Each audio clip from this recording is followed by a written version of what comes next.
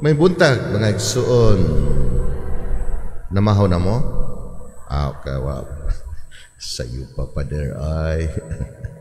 O na rin ato ebanghelyo, gidaig ang piniyalan sa agalon siyang inantigo nga buhat.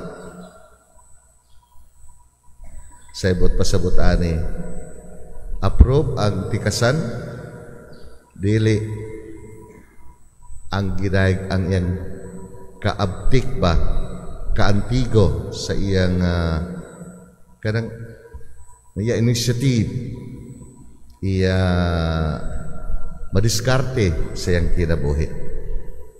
Kaya kung di ka madiskarte ng kinabuhi karon na panahon, uyamot ka, lisod ka kung di ka madiskarte sa imong kinabuhi. Nasa madiskarte sa pinyalan, kay papahawao naman siya sa iyang agalon, kay nagwaldas, nag-usik-usik sa katigayunan sa agalon. Anyang, di ako kantigo magtrabaho sa kanal, mag-janitor, di ako mauwaw ako magpalimos siya na una-unaan. No adto siya sa mga utangan siyang agalon, gi-reduce, giusab ang utang. Tikas. Pero para man mabuhi siya kay an iya rason na ay mo dawat niya kung wa niya trabaho, na ay mo pakaon niya sa wa niya trabaho kay may utang kabubuton man ang mga utangan. Wala man niya gibulsa to kuan, wala magibulsa, iya gitabangan to utangan kay dako ang iya utang, gi-reduce lang, no? Subot pasabot, dili po mapobre ang agalong, kay pila naman, gi-reduce naman. Kadto ganansya mo ra iya gikuha pod. Aptik lagi, aptikon.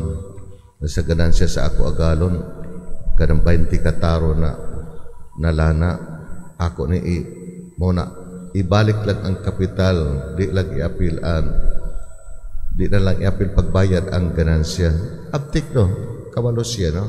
Wala man niya gibulsa to, kundi para adunay utang kabubuton o tabangan siya kung siya maglisod kay iya manggitabangan kadto mga utangan na base naglisod po ito mga utangan di nakabayad kay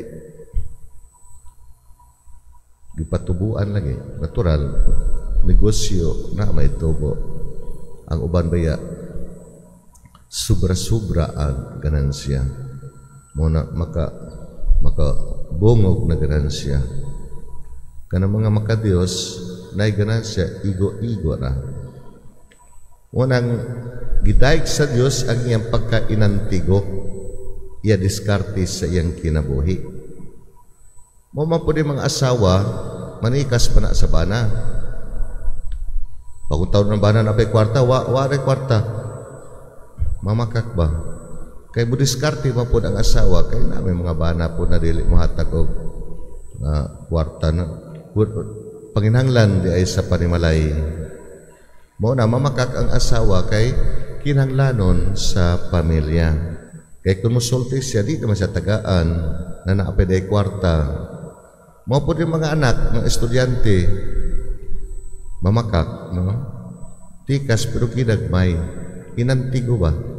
Mudiskarte mo nang usahay kana mga magtapos pa may mga valedictoria nagtapos o niya average ra nagtapos pero no asinso kadto average ra kadto mga valedictoria mga bright wala kay minus mo diskarte sa ilang kinabuhi kinahanglan kay inantigo ba kun aptik ang mga naa sa dilim naa sa kampo na sa taas mong aptik baya na mo na kadaghanan mailad kadto makadiyos kay kabuutan gayon aptik punta na mga makadiyos na dili kita mailad kay aptik gayon mangilad kadto naa sa dilim